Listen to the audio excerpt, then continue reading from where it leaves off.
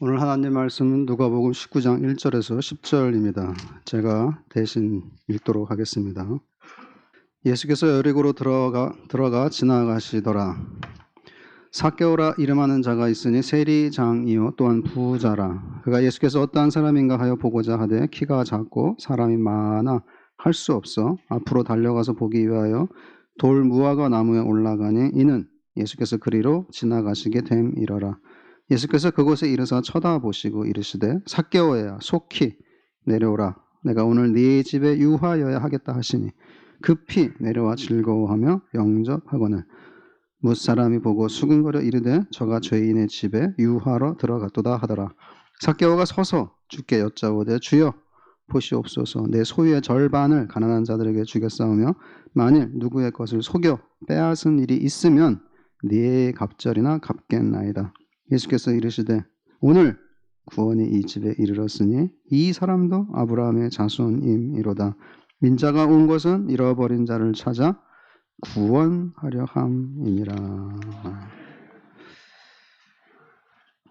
최근에 수원에서 세 모녀가 질병과 그리고 가난에 눌려서 스스로 목숨을 끊고 세상을 등진 일이 일어났습니다. 우리나라를 사실상 큰 충격에 빠뜨린 소식이었고 대통령부터 도지사, 시장 그리고 국회의원들을 전부 위로하고 조문할 정도로 큰 일이 되었습니다. 지난번에는 송파에서 또한 이런 비슷한 일이 있었습니다. 이런 일들이 반복되고 있기 때문에 우리나라의 복지제도에 문제가 있는 것은 아니냐라고 사람들이 의문을 제시하고 있습니다. 이에 정부나 당국자들은 복지제도를 개편해야 한다라고 하면서 이제부터는 찾아가는 복지를 해야 되지 않느냐라는 말들을 하고 있습니다. 이 점은 오래전부터 전문가들이 제시한 바였습니다. 찾아가는 복지라는 관에서 먼저 관계기관에서 사람들의 형편과 처지를 잘 살펴서 선제적으로 미리미리 살펴주는 것을 이야기합니다. 지금까지는 자기의 삶이 무너졌을 때 또는 건강을 해쳤을 때 찾아가서 관에 찾아가서 내가 이러이러한 형편이니 나를 좀 도와주시오라고 하면 그때 이제 비로소 관계 법령들을 찾아보고 무엇을 도와줄 수 있는지 찾아보고 하는 식으로 이루어졌던 것입니다. 그런데 여러분도 아시다시피 사회적으로, 경제적으로 그리고 심리적으로 눌림이 심한 사람들은 감히 누구한테 찾아가서 도와달라라는 말을 하지 못하고 특별히 나라의 관청을 상대로 해서 내 형편이 이렇게 딱하니 날 좀 도와주세요라는 말을 하지를 못합니다. 마음이 참으로 눌려있는 사람들은 남에게 나서지 못합니다. 그러니까 많은 사람들이 복지의 사각지대에서 어렵게 있는 것입니다. 이에 따라 정부에서는 찾아가는 복지를 해야 한다라고 얘기하고 있는데 제도와 그리고 조직과 그 예산을 확보하려고 할 것입니다. 항상 여러분 관청에서 하는 일은 제도와 조직과 예산입니다. 근데 문제는 뭐냐면 제도와 조직과 예산을 갖추었다고 해서 찾아가려고 하는 공무원의 자세가 없으면 이 일 또한 헛될 가능성이 큽니다. 모든 일은 사람이 하지 않습니까? 조직도 있고 제조도 있고 예산도 있지만 여러분 그걸 찾아가는 공무원이 열과 성을 다하지 않는다면 역시 수치만 보고 있다면 숫자만 보고 있다면 아마 찾아가는 복지는 잘 이루어지지 않는다라는 사실을 우리 자신들이 잘 알고 있습니다. 이 중에서 여러분 자신이 공무원 생활을 하고 계시다면은 정말 여러분들이 교회를 돌본다 또는 교인들을 돌본다라는 심정으로 일을 맡아서 성실하게 수행하셔야 하지 수당이나 생각하시고 승진이나 생각하시고 어떻게 하면 이 부서 저 부서 이익을 조정하고 내 이익을 챙길까만 생각하신다면 교인으로서 공직 생활을 하는 것은 아니라고 생각을 합니다. 참으로 공직에 있는 분들은 이럴 때 내가 그리스도를 믿고 하나님을 아는 사람으로서 정말 더 열심히 해야지 하는 이런 생각을 해야 하는데 그것이 예수를 조금이라도 본받는 태도이기 때문에 그렇습니다. 오늘 본문을 보면은 예수님이 얼마나 사람을 찾으시는지 장면이 나오고 있습니다. 우리 예수님이야말로 정말로 사람들을 찾으시고 죄인들을 찾으시는 분이십니다. 만약에 정말 예수님만큼만 공무원들이 조금이라도 본받는다면은 많은 사람들을 구제할 수 있으며 삶을 회복시킬 수가 있는데 오늘 본문이 그 점에 있어서는 중요합니다.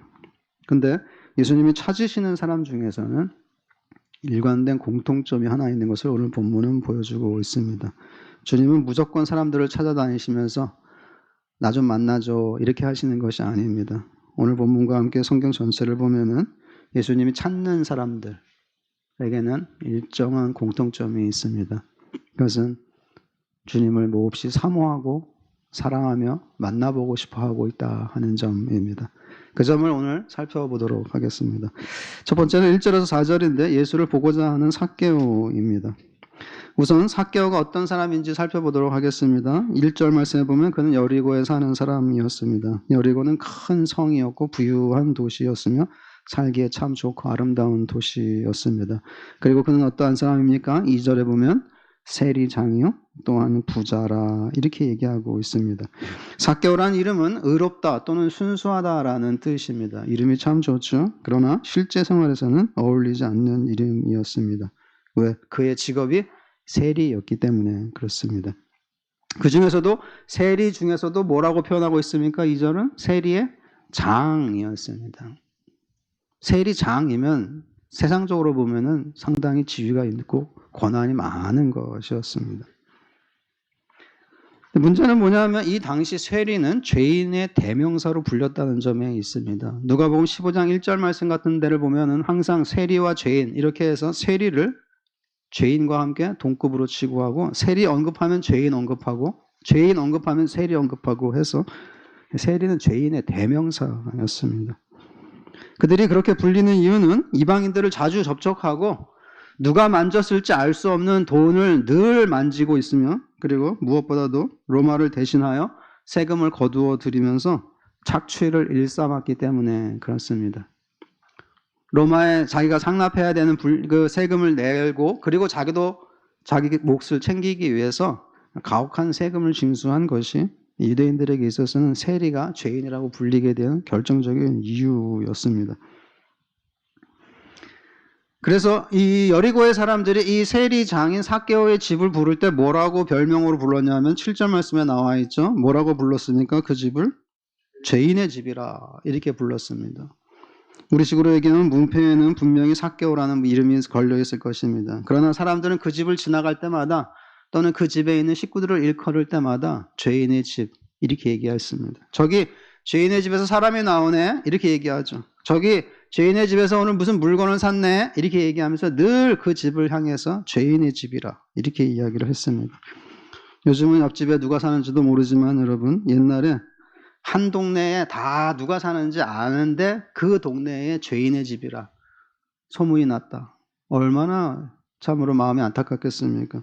한 동네 모든 사람들이 지나가면서 이 살인자의 집 만약에 이렇게 부른다면 여러분 그 집은 그 동네에서 과연 살 수가 있겠습니까? 그럼에도 불구하고 이 삭개오가 여리고에서 그럭저럭 살 수 있었고 지위를 누릴 수 있었던 이유는 그는 어떤 사람이었습니까? 2절 마지막에 또한 부자라. 세리장이었으니까 부자라는 것이 어떻게 보면은 자연스러울 수도 있습니다. 예나 지금이나 부패한 사회에서 세관 업무를 담당하는 사람들은 남들과 달리 여러 가지 기회가 있을 수 있기 때문에 그런 것입니다. 이것이 묘한 위치였습니다. 유대인들은 부자를 좋아하기로 소문이 나 있으며 유대인들이 부자가 되고 싶어 했습니다. 그래서 지금도 전 세계적으로 유대인들은 부자로 소문나 있습니다. 그런데 세리는 좋아하지 않습니다. 죄인을 좋아할 리가 없죠. 유대인들은 세리라면은 저 죄인의 집 이렇게 하면서 싫어한 것입니다. 그런데 유대인들은 삭개오를 어떻게 대우해야 되겠습니까? 죄인의 집이라고 별명을 붙였으니 죄인을 만나거나 그와 식사할 수는 없어요. 근데 부자니까 아쉬울 때는 그에게 가서 어떻게 해야 됩니까? 고개를 숙이고 인사도 해야 되고 손을 벌려야 되고 또 세금을 조금 내고 싶으면은 어떻게 하든지 이 삭개오한테 잘 보이려고 해야 되는데 뒤돌아서면 어떻게 하겠습니까? 행 하면서 에이 죄인의 집, 에이 내가 죄인의 집에 갔다 왔네 하면서 툭툭 털면서 에이 들어 부정해 그렇게 하는 거죠. 그러나 또 다시 돈이 쪼달리면 어떻게 하겠습니까? 삭개오님 하면서 가서 또 손을 벌릴 수밖에 없는 것입니다. 여러분 그런 처지에 삭개오가 있으니 삭개오 마음인들 여러분 뭐 편하겠습니까?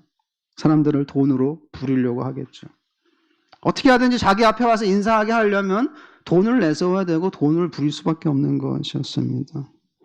여리고는 부유한 도시라고 제가 말씀드렸으니까 삭개오는 재산이 많았다는 것은 금방 짐작할 수가 있습니다. 그런데 삭개오에 대해서 오늘 소개가 여기서 그치지 않고 있다는 게 우리로서는 천만다행입니다. 여기서 그쳤다면 그냥 세상에 있는 여러 사람 중에 하나고, 이런 일들은, 이런 사람은 지금도 있고 이때도 있고 얼마든지 이 세상에 넘쳐나는 사람이 이런 사람들입니다. 앞에서는 돈 때문에 굽실거리지만 뒤돌아서면 에이 죄인의 집, 별 볼 일 없는 거, 나쁜 놈 이렇게 하고 욕하는 그런 사람들은 세상에 얼마든지 많이 있습니다.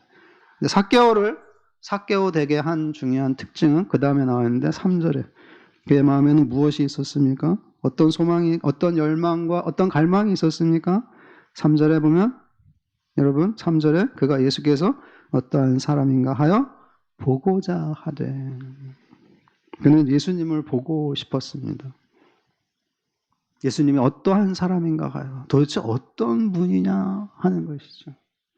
어떤 분이냐, 예수는 어떤 사람 하는 것이었습니다. 참 궁금하네 하는 것입니다. 이 점이 오늘 본문에서 중요합니다. 삭개오는 왜 이렇게 관심이 예수에게 있을까요? 그 이유는 예수에 대한 소문 때문에 그렇습니다. 예수에 대한 소문이 어떻게 나왔냐면은 세리와 죄인의 친구라고 얘기했습니다. 자기가 세리예요. 그리고 자기가 죄인인데 자기 같은 사람들의 친구라는 것입니다. 소문이 났습니다. 그리고 식사를 같이 한다는 것입니다. 세리는 늘 세리끼리만 식사를 했습니다. 다른 사람들이 인정을 안 해주니까, 접근을 안 하니까. 자기들끼리만 늘 식사를, 밥을 먹고 친교를 나누었습니다. 근데 예수는 이런 세리들과 같이 밥을 먹고 친교를 나누고 그들을 용서한다는 소문이 있는데, 대표적으로 누가복음 15장 1절 같은 데를 보면 나와 있습니다. 게다가 더욱 놀라운 것은 여러분, 레위라는 세리를 자신의 제자로 삼았다라는 소문도 있었습니다. 누가복음 5장 27절에 나옵니다. 세상에 우리 같은 죄인을 제자로 삼았단 말이야, 예수가? 예수는 우리 같은 사람을 제자로 삼았어? 하는 것이죠. 굉장히 궁금했습니다. 도대체 그분의 마음과 그분의 태도와 그분의 성품, 그분의 가르침은 도대체 무엇이길래 아니 우리 같은 자들을 만나주시냐 하는 것입니다. 게다가 여러분 7장 16절에 보면 예수는 큰 선지자라는 소문도 퍼지기 시작했습니다. 큰 선지자, 위대한 사람, 위대한 자, 갈릴리가 배출한 위대한 선지자다 하는 소문이 났습니다. 그렇게 위대하신 분이, 그렇게 유명한 사람이 우리 같은 죄인들을 만난다고 굉장히 관심이 많았습니다. 왜냐하면 예수의 삶과 예수의 행동과 가르침이 너무 특이했습니다. 어떤 분이시길래, 이게 3절이겠죠. 그가 예수께서 어떠한 사람인가 하여 보고자 하되, 그래서 보고 싶었고 알고 싶었습니다.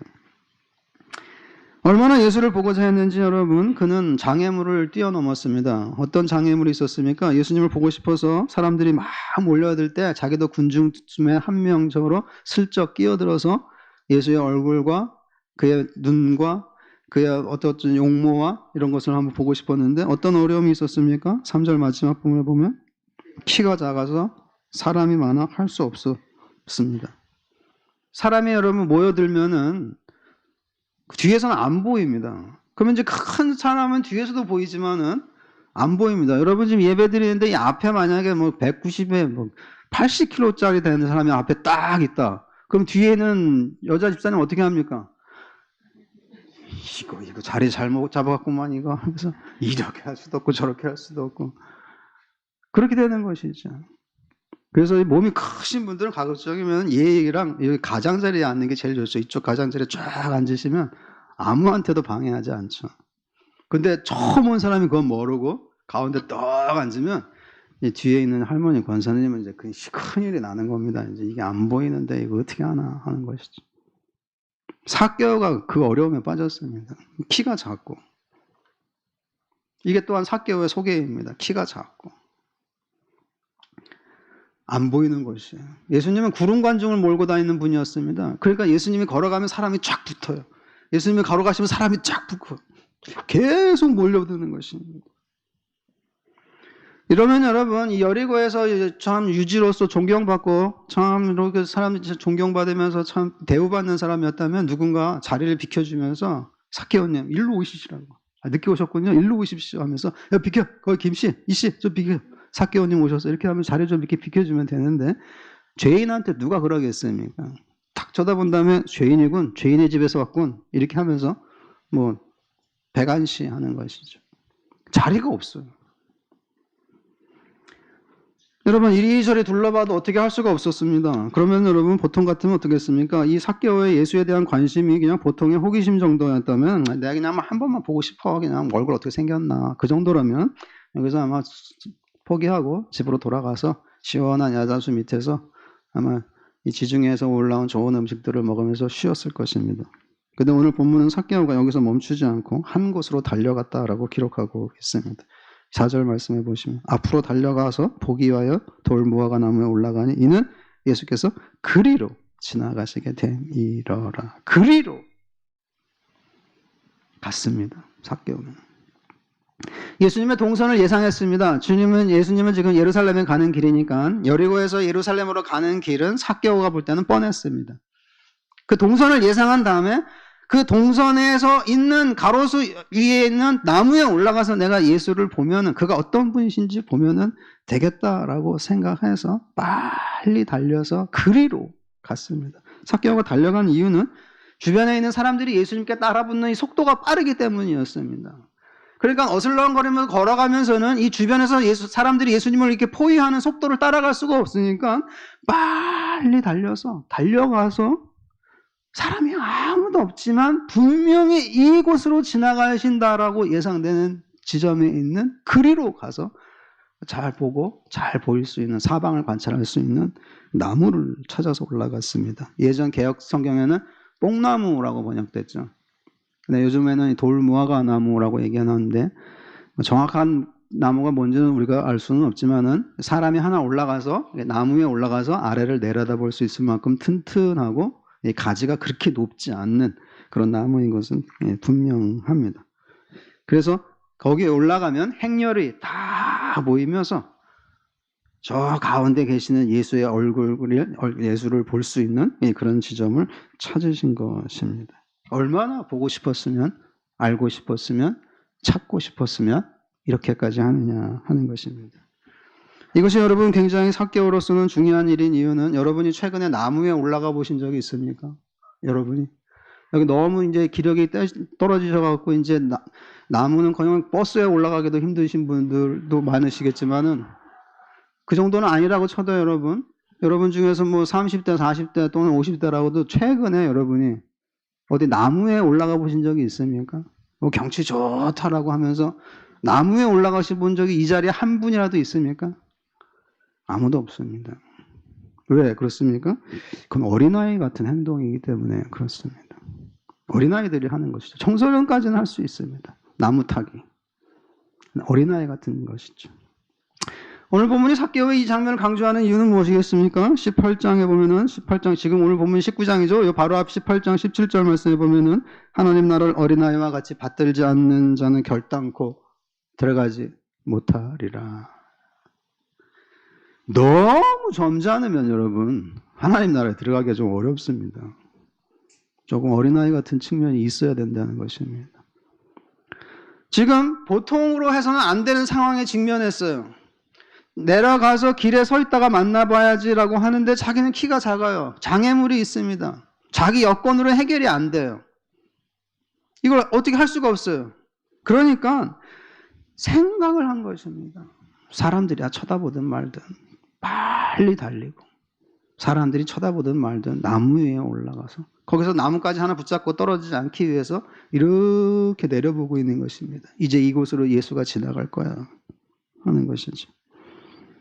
참으로 여러분 삭개오는 그 정도로 예수를 보고 싶었습니다. 여기 3절에 그가 예수께서 어떤 사람인가 하여 보고자 하되, 우리 한글 개역 성경에는 살짝 가려져 있는데 여기 보고자 하여라는 말에 찾다 보고자 한다. 보고자 추구하여, 찾아보고자 또는 보고 싶어 추구하여라는 말이 헬라어 원문에 들어가 있습니다. 살짝 가려져 있는데, 보고자란 말도 이게 강렬한 말인데 여기에 찾아보고자 하여, 이게 들어가 있습니다. 삭개오는 여러분 겉으로 소개하면은 세리장이요, 그리고 여리고에 사는 사람이요, 그리고 부자요, 그리고 키가 작다라고 정리할 수가 있습니다. 이런 사람은 세상에 많이 있습니다. 그러나 삭개오를 특징 지어주는 것은 그 속에 있는 마음이었는데, 그것은 뭐냐면 예수를 보고 싶어하는 마음이었습니다. 알고 싶었습니다. 이 예수는 어떤 자인지, 자기가 들은 소문이 정말인지 알고 싶어했습니다. 이 알고 싶어하는 갈망, 이것이 오늘 이 삭개오에게 크게 작용했습니다. 그래서 그는 나무에 올라간 것입니다. 여러분이 진정으로 신앙에 대하여 관심 있는 사람은 삭개오의 이런 태도를 본받아야 합니다. 그냥 안 되겠어, 여러 가지 불편해, 너무 멀어, 그리고 끝나는 게 아니죠. 뭔가를 찾아서 하는 것입니다. 뭔가를. 그래서 여러분, 우리에게 있어서 믿음이란 그저 막연한 상태에서 믿음이 생겼으면 좋겠어, 신앙이 자랐으면 좋겠어, 그렇게 한다고 해서 믿음이 자라지는 않습니다. 여러분, 막연한 생각은 그냥 막연한 생각일 뿐입니다. 진정으로 여러분 속에 갈망이 있는 사람은, 내가 정말 예수님을 알고 싶어 하는 사람은 뭔가를 찾습니다. 그럴 때 신앙이 자라가는 것입니다. 그럼 어떤 생각을 해야 됩니까? 내가 어디로 가서 누구를 만나서 누구의 지도를 받아야 되지? 어디서 기다리고 있으면 예수가 지나가실까 하면서 생각을 하는 것입니다. 누구를 찾아가면, 누구에게 말하면 여기에 대해서 답변을 해줄 수 있을까? 하나씩 생각해 보는 겁니다. 그냥 여러분, 신자들이 막연하게 그냥 다 모든 게 잘 됐으면 좋겠어, 천국에 갔으면 좋겠어, 그런 생각에서 다 천국에 가거나 하나님께서 우리를 알아주시는 것은 아닙니다. 믿음은 진정한 추구입니다. 추구, 찾아 나서는 것입니다. 예수를 보기 위하여 찾아 나서는 것입니다. 그리고 힘써 달려가서 미리 자기 자리를 한번 확보해보고 미리 자기를 차지하고 내가 거기서 기다리겠다, 이런 자세가 있어야 하는 것입니다. 그렇기 때문에 오늘 이 성경이 있는 것이면 삭개오의 변화가 시작되는 것이었습니다.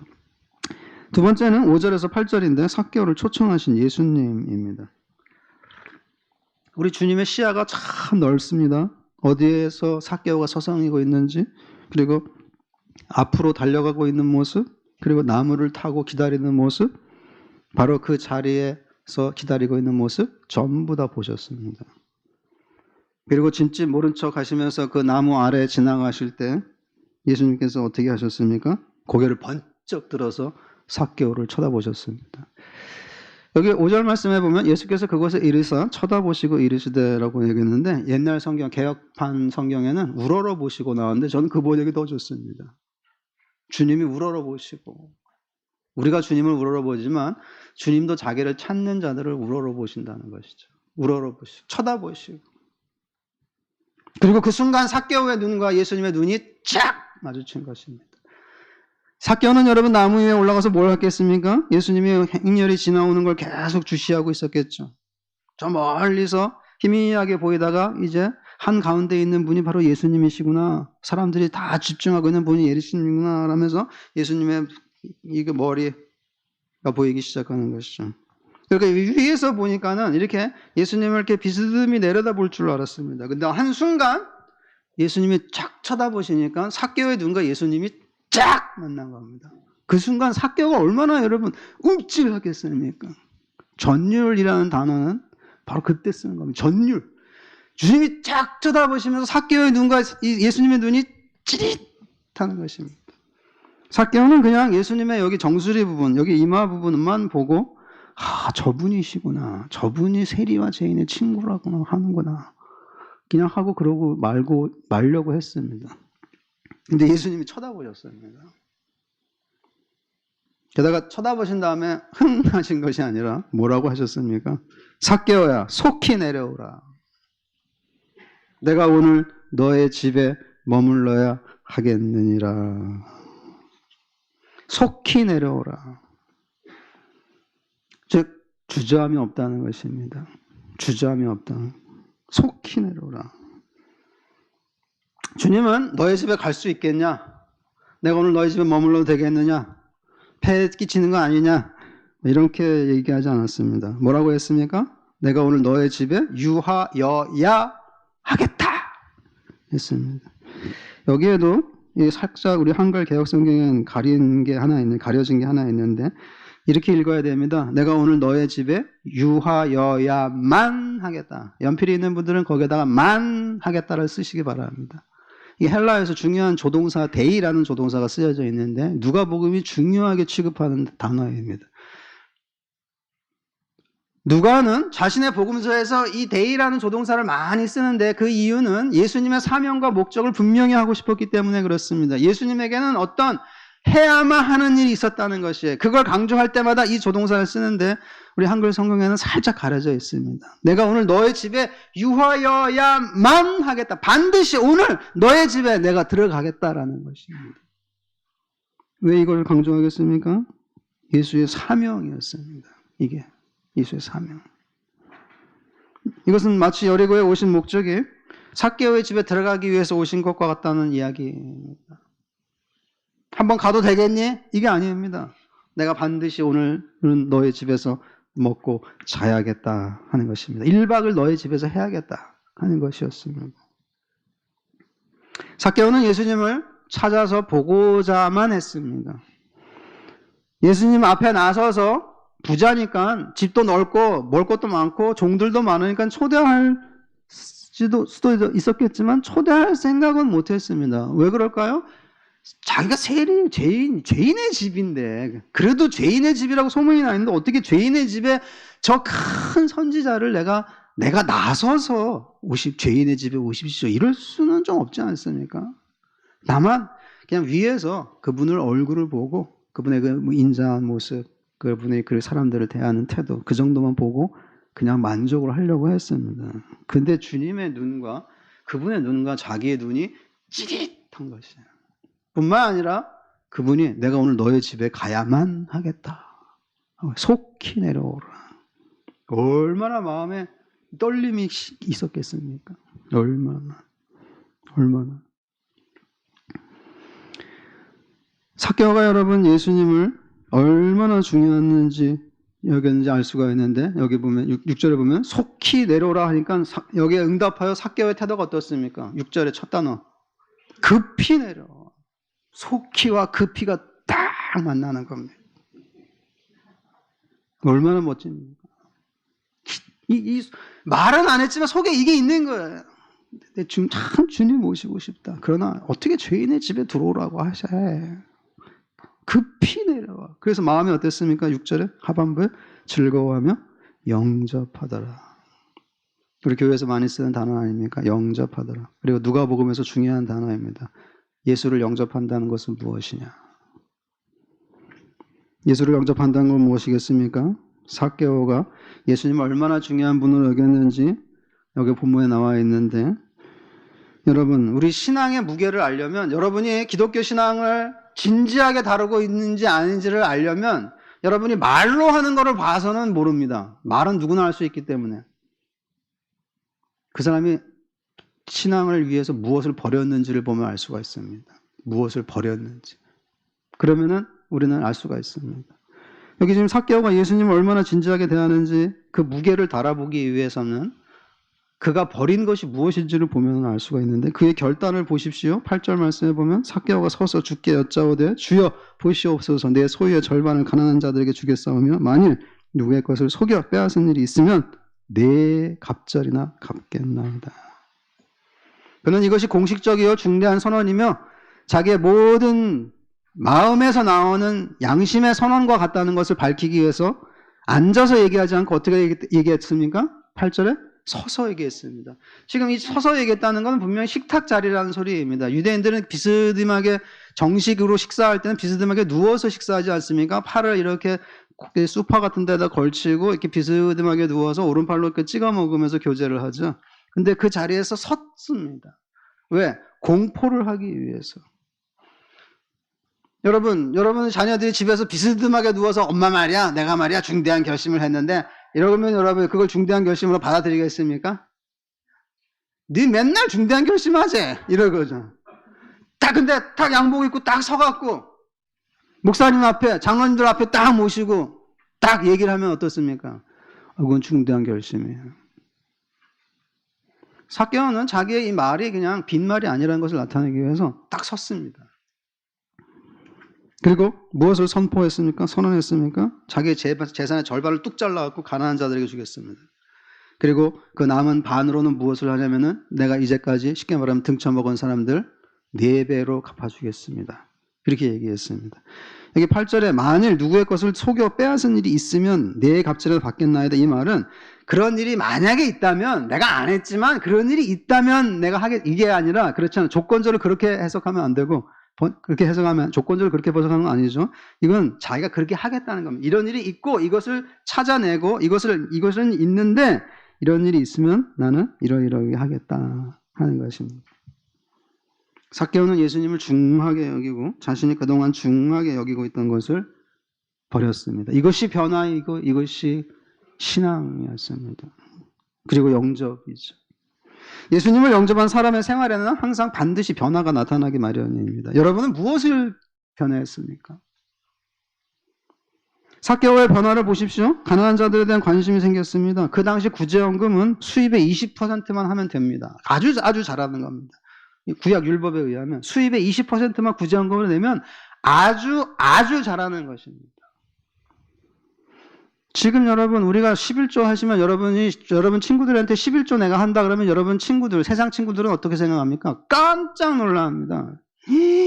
그걸 어떻게 내? 하는 거죠. 왜냐하면 그 사람들은 1%도 자선기관이나 이런 데 안 내기 때문에 그렇습니다. 만약에 일반 사람이 2%를 무슨 자선기관에 낸다. 엄청나게 많이 하는 겁니다. 근데 여러분 신자들은 훈련을 받아갖고 교회에 11조를 냅니다. 세상에선 깜짝 놀랍니다. 엄청납니다. 그래서 요즘 젊은 부부 교인들은 11조를 잘 못합니다. 왜냐하면 그 시대 때는 11조 훈련이 안 돼 있기 때문에.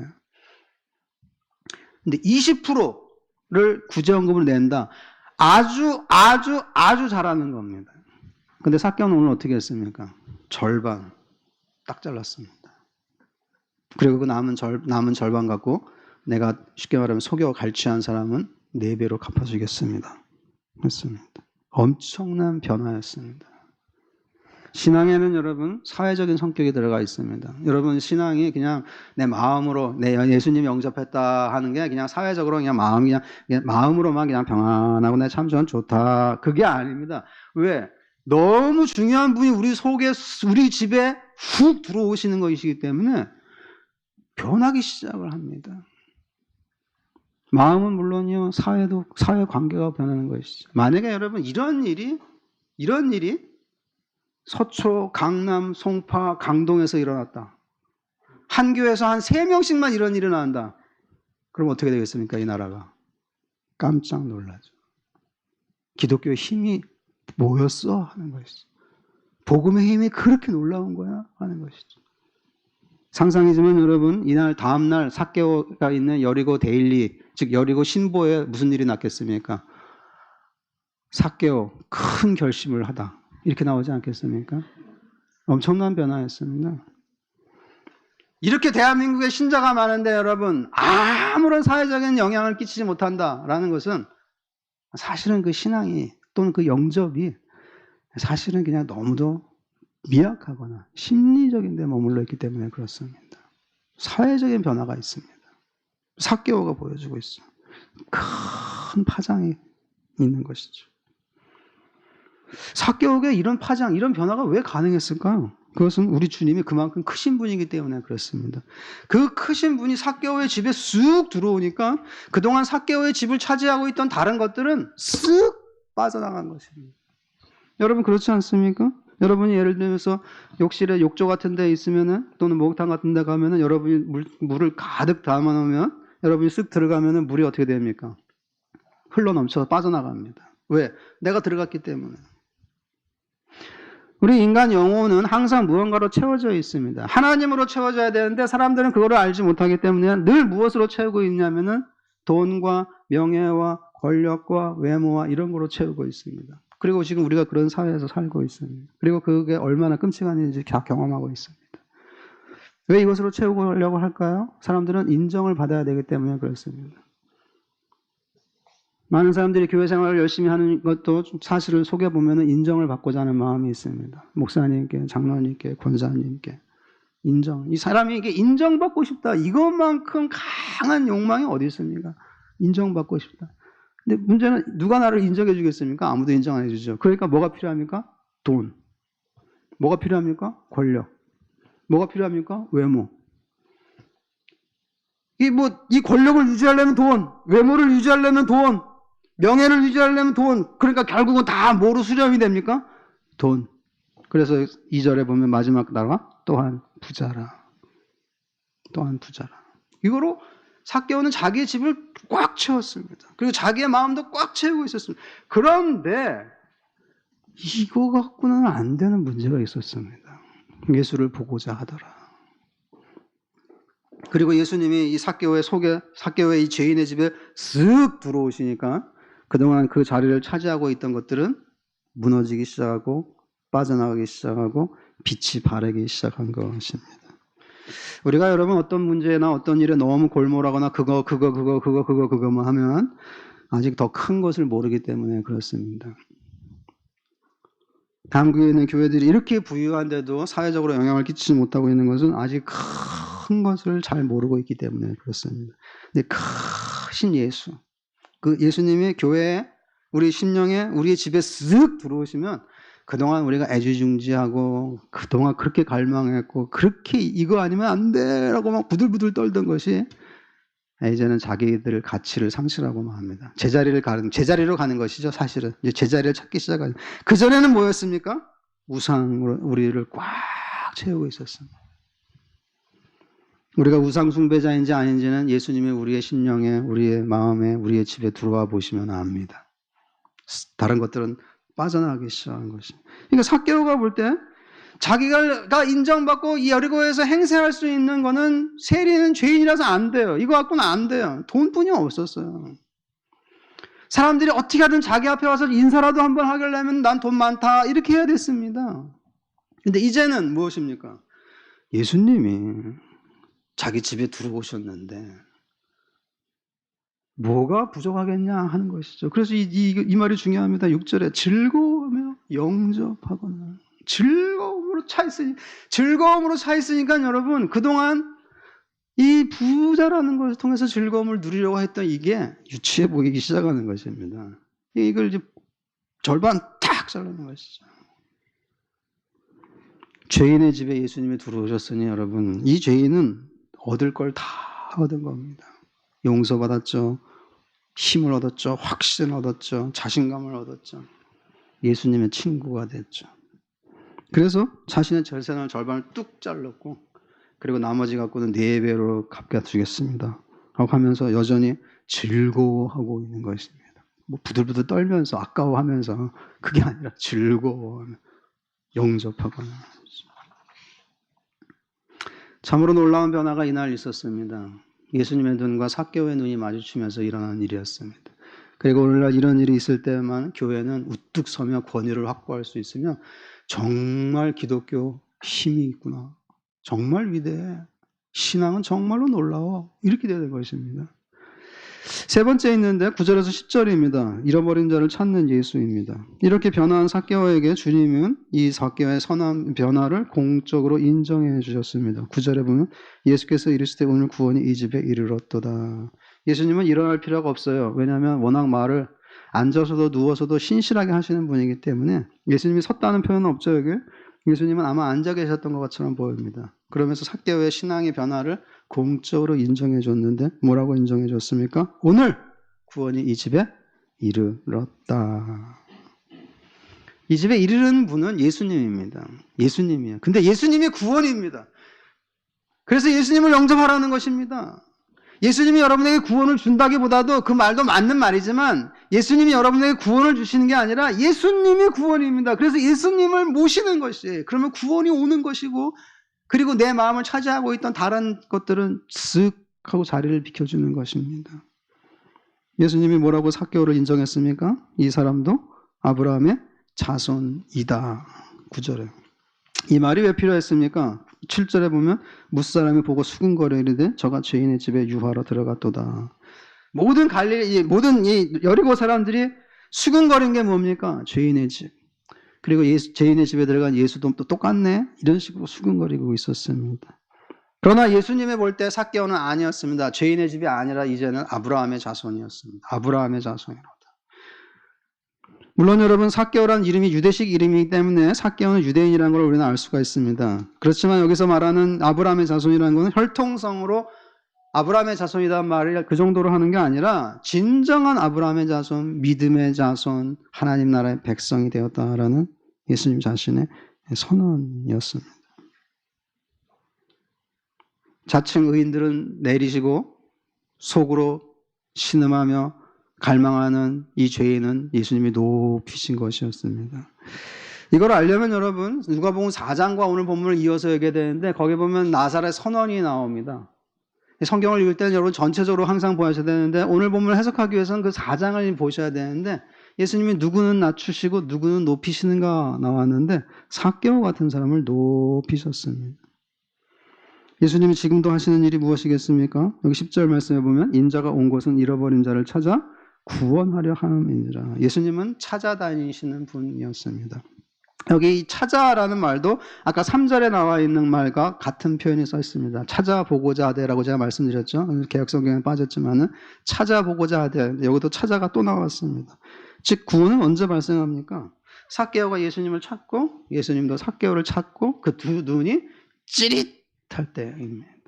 찾아오시는 분이시 예수님은. 그래서 여리고를 방문하셨습니다. 예수님은 누구를 찾고 있다고 얘기했습니까? 10절에 보면 인자가 온 것은 누구야? 잃어버린 자. 잃어버린 자를 찾으러 왔습니다. 아, 나는 원래부터 한 번도 잃어버린 상태가 아니야. 난 제자리를 늘 지키고 있었어. 이런 사람은 예수님이 찾지 못합니다. 탕자의 첫째 아들 같은 사람이죠. 나는 늘 아버지 집에 있었어. 나는 한 번도 일탈한 적도 없고 이탈한 적도 없어. 그런 사람은 예수님이 찾지 못해요. 예수님이 찾지를 못해요. 왜? 잃은 자가 아닙니다. 잃어버린 자가. 근데 잃어버린 자를 찾으러 오셨다는 것이. 오늘 본문은 예수님을 선한 목자로 소개하고 있습니다. 잃은 양을 찾으시는 목자의 태도죠. 양들이 왜 길을 잃어먹는지 않고 목자의 길을 떠났는지 압니까? 양들은 우리가 아는 것처럼 시력이 약합니다. 양들은. 눈이 잘 침침해 안 보여요. 멀리 못 봐요. 그래서 항상 눈앞에 있는 눈앞에 있는 풀만 뜯습니다. 그러니까 눈앞에 풀이 있고, 불 뜯고 하다 보면 어느새 뒤돌아보면 어디로 갔습니까? 목자가 없어졌어요. 목자의 길을 잊어버린 것입니다. 왜 안 보이니까. 이게 길 잃은 양의 특징입니다. 그럴 때 목자가 양의 이름을 확 부르면 이제 그 음성을 듣고 찾아가는 것이죠. 만약에 못 찾아가면 어떻습니까? 옆에 있는 이제 자칼이나 늑대, 시랑 이런 것들이 달려들어서 황야에서 길 잃은 양은 뭐 금방 죽습니다. 사실은 죽은 건 다름이 없는 것이죠. 이 목자의 음성이 들려야 되는 것이죠. 예수님은 어떻게 잃은 양을 찾습니까? 이름을 부르십니다. 오늘 본문도 뭐라고 했습니까? 삭개오야, 속히 내려오라. 다른 경우에 이름을 부른 경우를 찾아보면 여러분, 예수님은 나사로에게 뭐라고 했습니까? 나사로야, 나와라! 요한복음에 나온 장면이죠. 그리고 부활하신 뒤에 막달라 마리아에게는 또 뭐라고 했습니까? 마리아야 하셨습니다. 그러니까 마리아는 알아듣고 라보니 이렇게 대답했습니다. 주님은 어떻게 우리를 찾으실까요? 이름을 부르십니다. 아무개야 이렇게 하는 것이죠.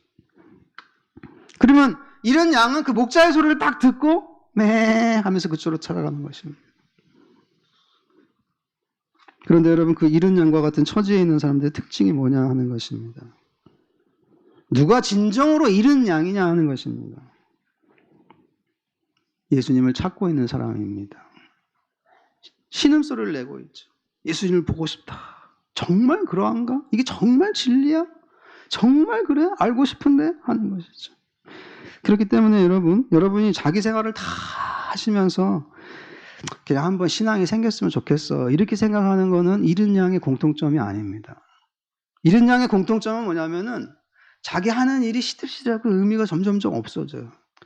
그러면서 오직 주님을 찾고 싶어하고 신앙에 대한 갈망이 생기고 내가 이 성경을 읽기는 읽어도 이게 무슨 말인지는 도대체 모르겠어. 근데 대부분의 사람들이 그냥 이 성경을 읽다가 무슨 말인지 모르면 모르겠다. 내가 신학생도 아니고 목사도 아니고 모르겠다. 너무 그냥 탁도 없습니다. 근데 진짜 이런 양들은 이 말이 이게 뭘까? 만약에 여러분 어떤 분이 만약에 여러분 요즘은 잘 없지만 한글을 모른다. 그러면 그 사람은 한글을 배웁니다. 왜냐하면 내가 이게 주님의 말씀을 읽고 싶은데 내가 모르니 한글을 배워야지 하는 마음이 있습니다. 그게 이 삭개오의 마음이었습니다. 예수께서 어떠한 사람인가 하여 보고자 하되.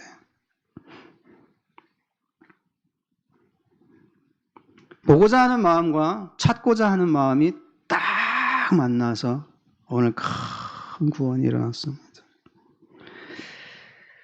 삭개오에게 오늘 주님이 선포한 이 선포의 중요성은 여기 구절에 보면 구원의 즉각성이죠. 여기 오늘 구원이 이 집에 이르렀으니 오늘 그리고 이 자리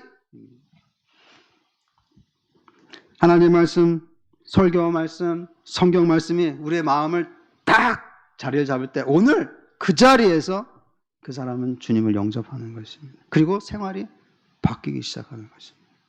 왜? 주님이 들어가셨으니까.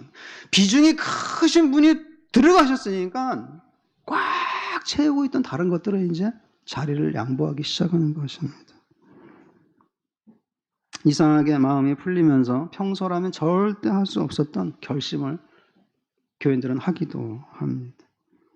삭개오가 나무에서 구원을 받았다면 여러분 우리는 아무 데서나 구원을 받을 수 있다는 소리입니다. 어디서나 가능합니다. 주님이 내 이름을 부르는 곳이라면. 그리고 그 주님이 내 이름을 부르는 곳에 어떻게 도착할 수가 있습니까? 예수를 보고자 하여. 보고자. 그 마음이 있습니다.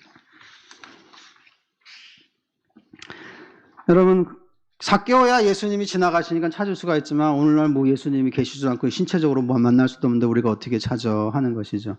그 문제를 해결하기 위해서 누가복음 10장이 얘기해 주고 있습니다. 예수님이 70명의 제자들을 보내시면서 하신 말씀은 너희 말을 듣는 자는 내 말을 듣는 것이요 너희를 저버리는 자는 나를 저버리는 자요 나를 저버리는 자는 나 보내신 이를 저버리는 것이니라 하신 것이죠. 우리는 여러분 예수님을 신체적으로 만날 수는 없습니다. 혹시라도 여러분 어떤 분이 예수님을 신체적으로 만났다 하면은 우리는 즉시 그 사람과 교제를 끊어야 됩니다. 지금은 그렇지 않습니다. 지금은 주님께서 우리에게 성경을 주셨습니다. 그리고 이 성경에서 예수 그리스도의 얼굴이 떠오를 때까지 깊이 보는 것입니다. 그리고 듣는 것입니다. 이 성경입니다. 성경. 비결은 성경에 있습니다. 왜? 너희 말이 내 말이요. 너희를 저버리는 자는 나를 저버리는 것이요. 나를 저버리는 자는 나를 보내신 이를 저버리는 것이니라. 주님은 사도들의 말에서 당신을 찾을 수 있다고 말씀하셨습니다. 그러면 여러분께서 정말 이 예수는 누구야? 아니면 내가 정말 이제까지 평생 내가 부모 밑에서 내가 신앙생활을 했는데 이제 정말 내 신앙을 찾고 싶어 하는 젊은 사람들이 있다면 성경으로 돌아가야 됩니다. 그리고 말씀을 주의 깊게 들어야 됩니다. 이게 뭐야? 하는 것을 찾아야 됩니다. 찾는 마음. 이 찾는 마음과 주님이 우리 찾아보고자 하는 마음과 주님이 우리를 딱 보고 있는 마음, 딱 두 개의 찾는 마음이 일치. 여기에서 구원이 일어나며 이 구원은 영향을 끼치기 시작하는 것입니다. 여러분 자신이 내가 예정되었으면 언젠가는 구원받겠지 그렇게 생각하면서 세상에서 얻고 싶은 거, 세상에서 하고 싶은 거, 세상에서 보고 싶은 거, 세상에서 누리고 싶은 거 다 하러 시간 다니는 사람은 예정받지 않은 사람입니다. 예정받은 사람의 특징은 무엇입니까? 속에 갈망이 생깁니다. 어느 순간에는 갈망이 생깁니다. 내가 찾고 싶어, 만나고 싶어, 보고 싶어, 듣고 싶어 하는 것이죠. 그리고 그 사람은 자기의 장애물을 극복하면서 어디 가면 찾을 수 있는지, 어떻게 해야 찾을 수 있는지를 찾아 나섭니다. 그리고 그분이 주님의 음성으로, 이름으로 그를 찾으시는 것입니다. 오늘 우리에게 시간이 있다면 오늘 결단하고 오늘 영접하라는 시간입니다. 아직 우리에게 생명이 있고 아직 우리가 죽지 않고 이렇게 살아있다면 그 이유와 목적은 무엇입니까?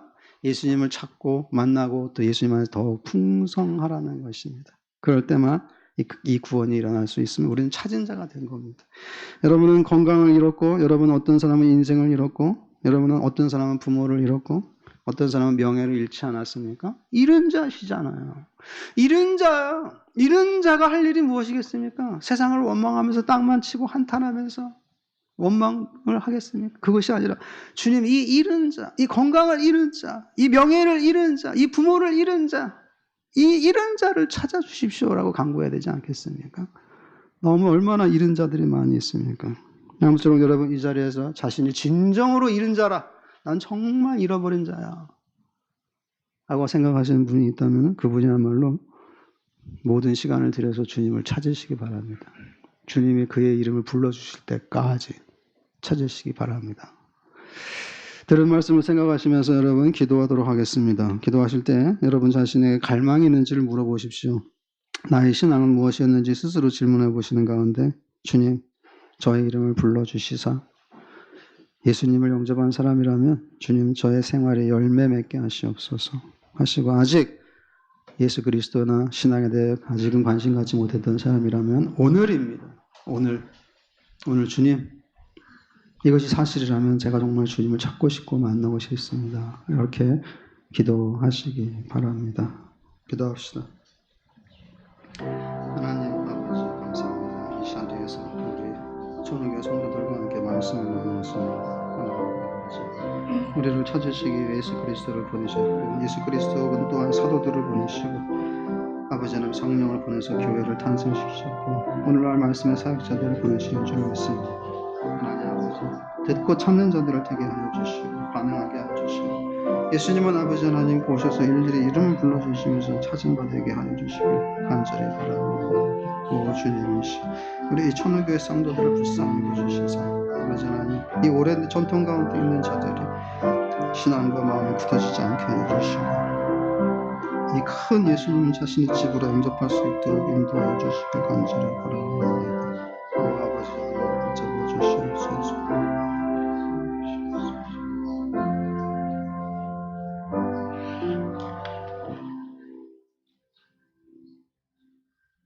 저희를 찾아 이 세상에 오신 예수님, 참으로 주님이 우리를 찾지 않으셨다면 우리는 아직도 어느 바위틈 또는 어느 나무 위에서 다만 갈망만 하고 있었을 것입니다. 아버지 하나님, 우리 이름을 부르시고 사람들을 일일이 하나님 나라에 들어가게 하시니 감사합니다. 아버지, 큰 변화가 있어야 할 것입니다. 주님을 영접하고서 어떻게 변화가 없겠습니까? 하나님 아버지, 이 신앙을 돌아보는 이 시간 되게 하여 주시고, 참으로 아버지 하나님, 사람 죄인들을 찾기 위해 예수를 보내신 이 하나님의 영원한 사랑, 그 은혜에 감사할 뿐 아니라 참으로 우리도 예수님을 찾기 위해서 무엇을 해야 할 것인지, 어디에 올라가서 기다려야 할 것인지, 어디로 가야 할 것인지 진지하게 고민하고 물어보는 이 한 시간 되도록 인도하여 주시옵소서. 예수님 이름으로 기도하옵나이다.